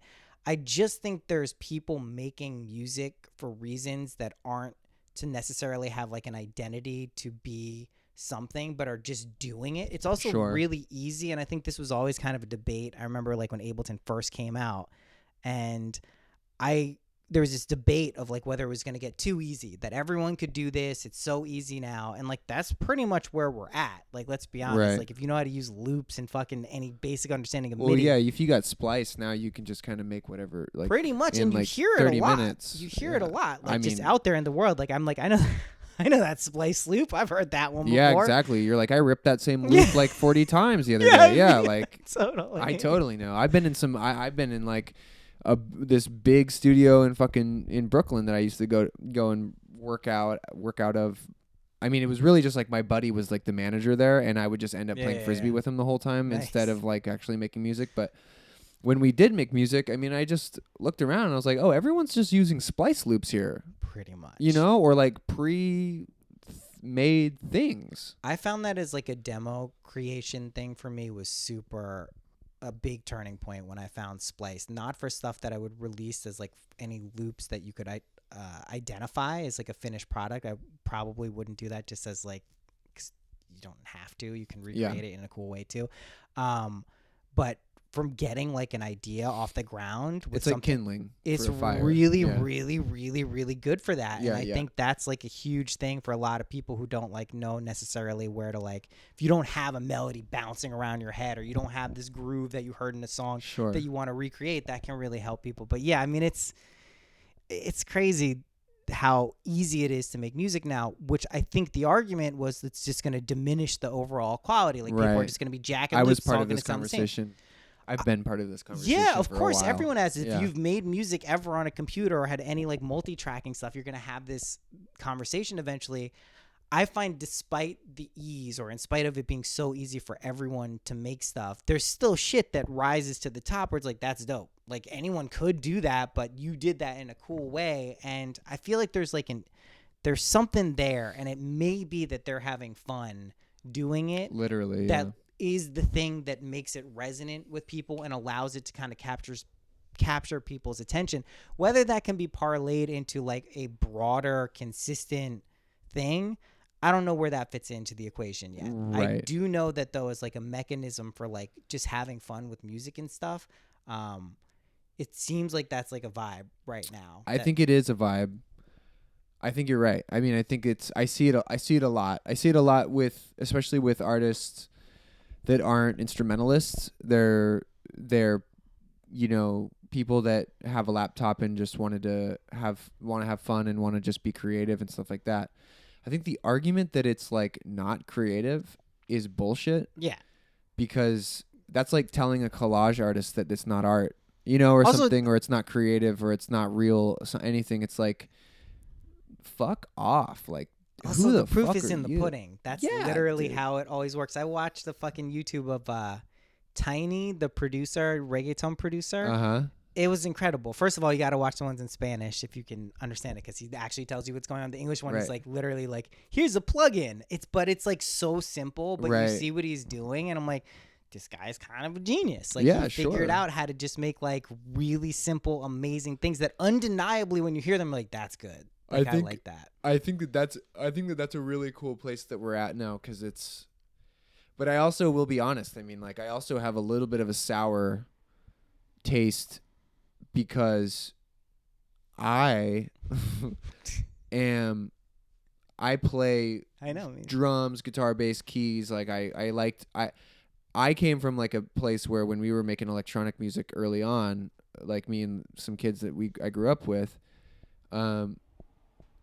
for some reason the vibe was like, don't use presets, don't use. Same. It That was was like- like yeah. anathema. Like, don't you build dare. your own. Yeah. Don't you dare. Exactly. It was like, don't you dare. Like, I went to Berkeley. I mean, it was like you couldn't use Oh, presets. yeah. Like, you couldn't. yeah. Oh, you went Yeah. to Berkeley? Oh, Yeah. I know some fools that went to. Did you drop out? No, I graduated. Oh, you graduated. Music synthesis. Yeah. Oh. Yeah. That was, I got my two. Like, I got some really good friends of mine. They're in this band called Ablo Brown. It's like the Brown brothers. They're like I think twins or something. Cool. And then Linus, and they are like this John Mayer neo soul, like whatever. Cool. I opened up for them in like 2018 at Baby's All Right in Brooklyn. Sold out the show. It was fucking fun, dude. There's still Nice. some really good friends of mine, and they all went to Berkeley, and Berkeley's- they all dropped out after Yeah. like the first year or something like that. I kind of dropped out after the first year. I did a bunch of acid and psychedelics and just stopped going to and literally, classes. dropped out. You didn't Literally- drop out only from Berkeley. You dropped out from fucking reality, Yeah, brother. for a little bit. And then I went back and applied for where I think if I wouldn't have gotten into, at the time it was music synthesis, which I think they call music production. Sure. If I hadn't gotten into that, I probably would have dropped out. Yeah. I had to play saxophone. That was my primary instrument, and I hated it. Like, I just didn't like doing it. It wasn't fun for me at all. Sure. And I still had to do that in my major. If I had to only do that and play on ensembles and shit, I would have been out of there. But the cool thing about the program I was in is like you actually got to use like the cutting edge technology at the time, which was basically like Pro Tools. It wasn't anything that crazy. Still, but Pro Tools is industry standard, Cork right? Tritons at the time, Yep. back in the day. Berkeley was cool because you would get some nice and like very genuinely like helpful professors who were like teachers who were basically just musicians. Right. And there was one dude, who was it, Jeff Baus, to give him credit. He said something that stuck with me that I think about a lot during music production and just like creative projects, which he was like, you ever see like a really shitty movie where it's just like bad? Mm-hmm. Those people didn't mean to make a bad movie. What happened is they ran out of something, either time or money or like something, and they fucked it up. So don't try to like get something totally perfect. Just don't fuck it up. Don't fuck up the original vision of what it's supposed to be. Totally. Because then you're gonna end up with something that's like, that's not good, and no one wants that. So yeah, you're gonna butcher it, and that's when and then they're gonna. It's never gonna really I was on go a through. lot of drugs at Berkeley. It was good times. That's good. good. Times. That sounds like a good time. I mean, yeah, man. I mean, I think that like for me, the producing music and writing music has always been a solo activity, and it was always like my escape, my like meditation for years. It was like that kind of vibe. It was like you literally turn on like your gear or whatever you're doing, or sit down to the drums or whatever, and nothing else exists. It's just you in that space doing that thing. And like my obsession recently has been like, I think that like when the pandemic happened, I was living in Brooklyn. I was living in a small apartment in a basement room, and then I had the basement was like the studio, and I shared it with my one of my best friends and guitarist Kevin McLaughlin, and we were like, you know, taking turns at being on the, you know, having like our own little sessions and being creative and stuff. And my girl was living with us, and it's a tight house, dude. And so that's why I moved up here, because I wanted more space. And I that's what we drove across the country to California. Yeah. Brought my I remember, yes, you were doing this. Yeah, brought my studio with us, set up shop on my family's, like my grandma owns like 4 acres out there, like that's been there for like generations. Nice. And it's like just this beautiful property on this hill, and there's like all these funky little structures and stuff, and it has all this creative energy. And I set up a studio over the summer in this shop where I learned how to play drums for the first time. Nice. And I've always made music in this little studio shop thing, and it was awesome. And then I started collecting more gear and investing in more stuff, and then we decided to drive back after the fires came. So then we drove back across the country, went the southern route, took our sweet ass time, landed in Kingston, and I just was like, and it was snowing. Yeah. Cold as shit. Yeah. Super, like, you know, creative vibes. Yeah. I was just like, okay, I just want to like invest in as much gear as I can. Microphones. Totally. I plugins, you know, I got this tape machine that I use, and that shit broke, but I still use the like compressor in it and all kinds of stuff. And I'm just making do. I got my drums out here. I got a Juno 60 from the 70s out here, or the 80s or whatever. And it's like a family heirloom that decides to work whenever it wants to work. Right. And I've got this like sweet studio kind of setup going, and my whole thing has been like, I want my drums to be like, when I leave them mic'd up, when I hop on the drums and I hit record, I want that shit to be sounding perfect. Like my perfect, whatever my perfect ready is. To go. Yeah, it doesn't have to sound like, no, I get it, you know, the way you want it to sound. But I want it, and it's an ongoing process, and I'm gonna die trying to figure this out. You know, I know this struggle all too well. So like when I think, because the way that I was forced to work in Brooklyn was sample based, right? You know, you got to break out of the box. Well, also I think, which is great though. I mean, it's great. No, it is. It's great. I probably do more sample based work now than I've done at any other point in. That's maybe not true, but pretty close to it. I always play stuff, but like, you know this, and I think this is why it's not one or the other. But like, when you're really letting go and playing something, whether it's drums or keys or guitars or bass or whatever it is, that's what it's about. Like, that's literally what it's error. Yeah. Like, this is like, you're surfing the wave. Totally. Like, you don't know what's gonna come out. It's pretty amazing. That's how beauty is created in general, is just through error and just through like dynamic malfunction and dynamic situations and shit like that. Yeah, and that's where I really shine, I think, is when it's like when you're slamming a chord progression down and you accidentally hit the wrong thing, and you're like, dude, I could take it there. Yeah. Hold on a second. Like, I could actually just take it there. That sounded like shit. I was afraid that was going to sound like shit, but it actually sounded really great. Yeah. And yeah, now I'm working with this really cool artist out of London, and I don't think that I can really talk about it, but she was actually on TikTok and Instagram. Cool. And she was like, a friend of a friend kind of like connected me with her, and she's like this really sweet younger like vocalist, like songwriter from like not London, but like in the like countryside of England or something like that. North? Close. Yeah, sure. I've never been out there, so I have no idea. Like, but she somehow I got connected with her, and she actually, it's the coolest thing. And I've always thought this shit was kind of cheesy. No offense to if you're listening to this, but like, I always thought this was kind of corny, but like, or stuff like this.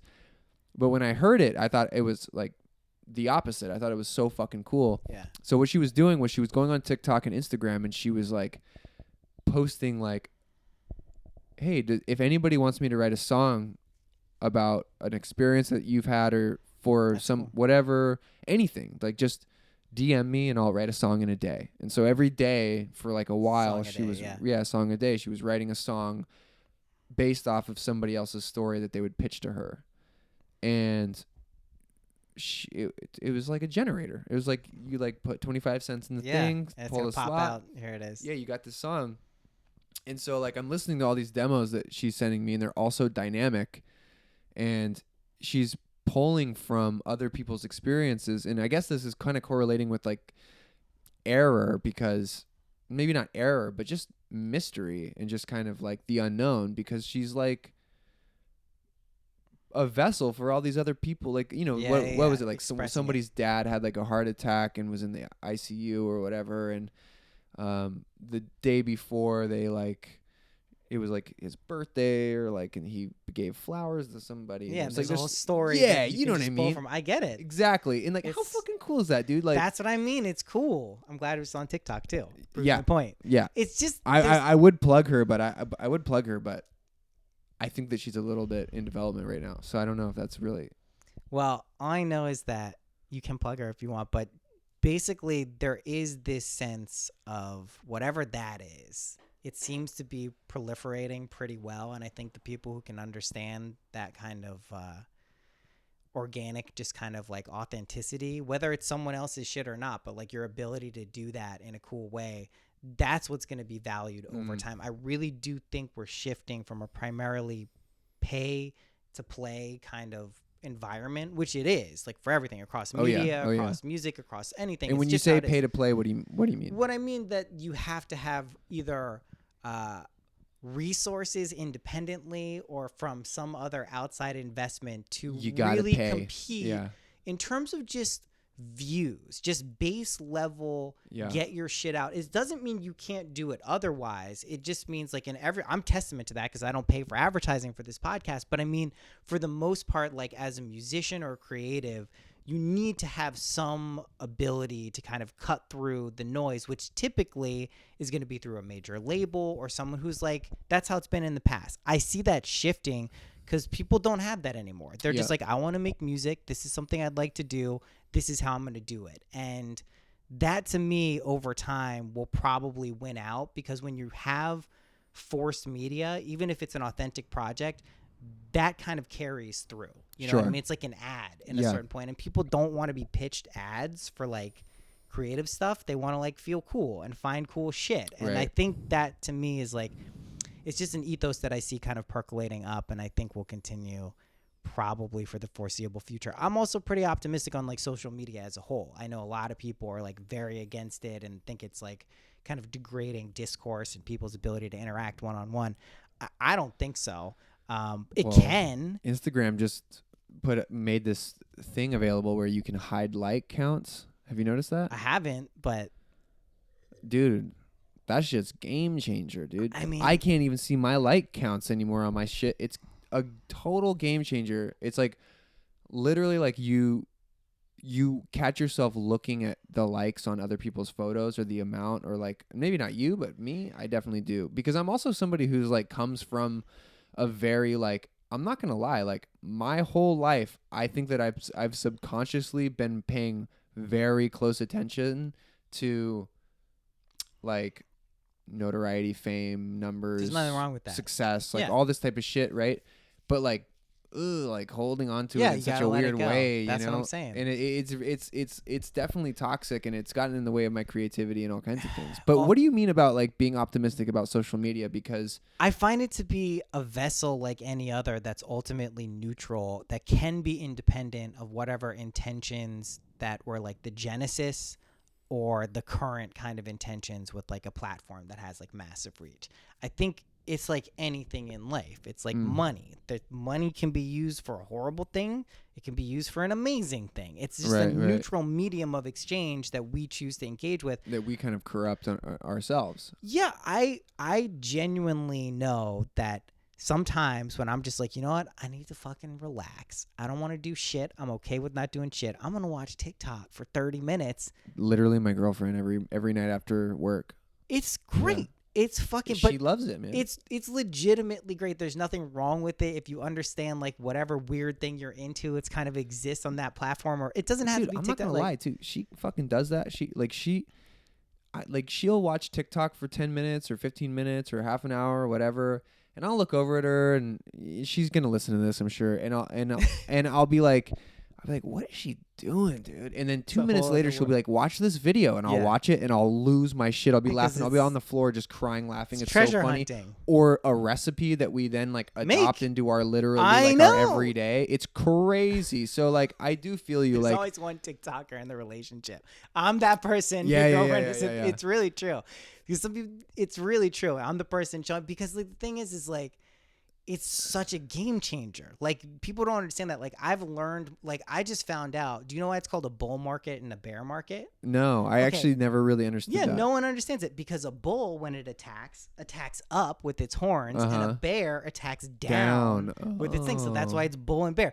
You know, it's a ridiculous anecdote, but it pieces together something that's something like, there's just weird shit on there that if you kind So of you cultivate, found that out through TikTok. I find most of the things that I had to start doing is stop saying like I saw on TikTok and then saying something. I just say Because people will discredit you or They'll be dismiss like, the whole "Yo, thing. But it's really an incredible Yeah. resource if you let it be. I don't know. It's like, to me, you can really look at that as like something that's pulling away from one-on-one time. It's like, how much one-on-one do you need? Like, constant 24/7. Like, people need private time if they can Sure. get it through like watching other people do funny shit.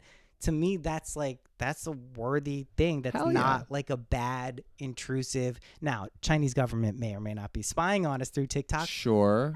Well, you know, Well, who's not but spying on who's us? We're not- all exactly. kind of like, looking at each other through. What's that called when you're like looking at when you're like a creepy spyer, like voyeur. A voyeur, yeah. We're all kind of voyeuristic. At this point. I don't know.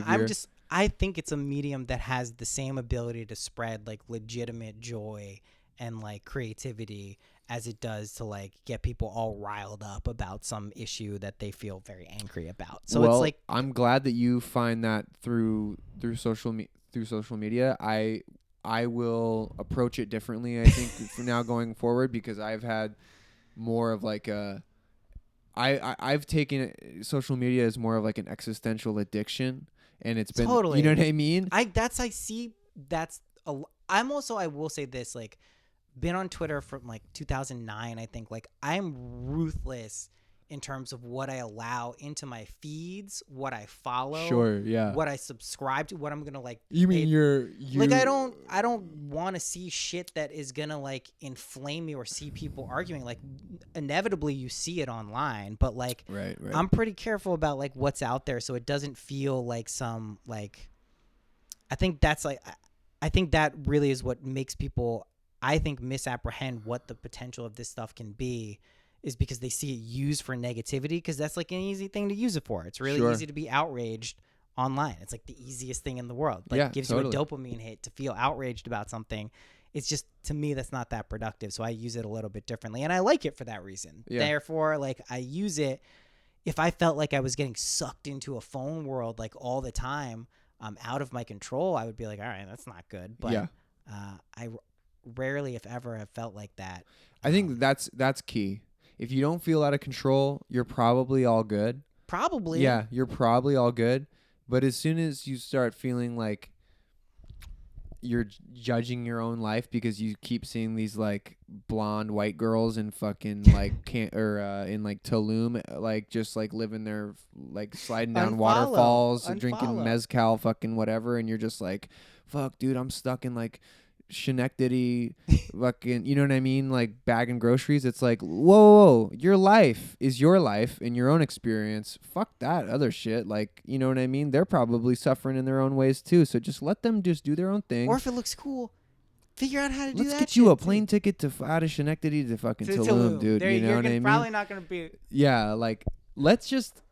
Yeah, it's important to just kind of be a little bit aware about like how you're affecting things, and like we said earlier, like letting the fly. If the fly comes into the room, you can always swat it. I personally always swat the flies, but for the sake of at it, usually. Yeah, for the sake of a metaphor or an analogy, I'll just say, let it find its own way out. Yeah, you know that's what I mean? usually the best thing. That's Sometimes probably you have the to best escort a way. guest, but you know, you'll usually just pass. It's like a bee that comes into a place. Exactly. It'll find its way out of the Dude, house. totally. Emmett, I think we nailed it. This was great. I'm going to plug a few things really quick. When is this coming out? I don't know, within 7 days. Oh, sweet. Okay, yeah. New song coming out July 30th Nice. with a sick video.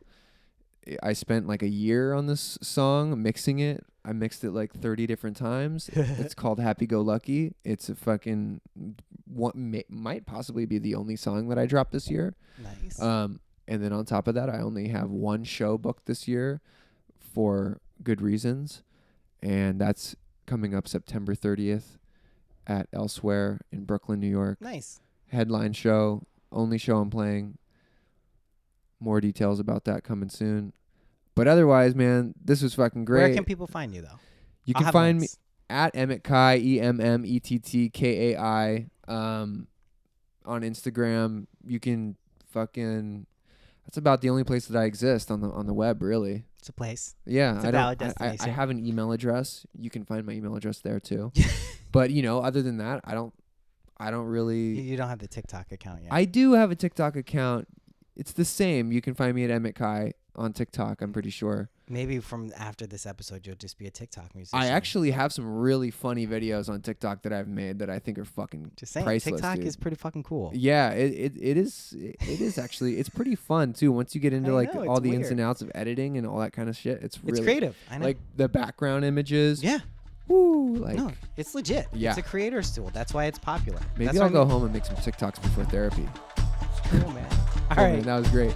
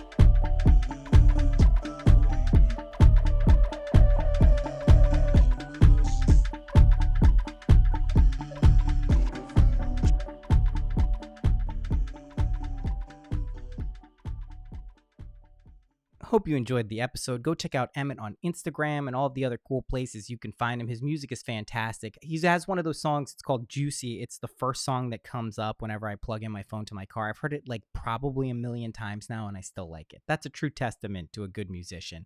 If you like the show, Patreon. That's where most of the shit is going on these days. We got the crypto stuff. We got the fun community of people in the Discord server. We have live streams. We have tarot stuff. It's fun. It's a good time. That's all I'll say about it. You can find it if you want. Other than that, I think readings are open. Yeah, I do them 3 times a week. I'm limiting the time just because, I got shit to do.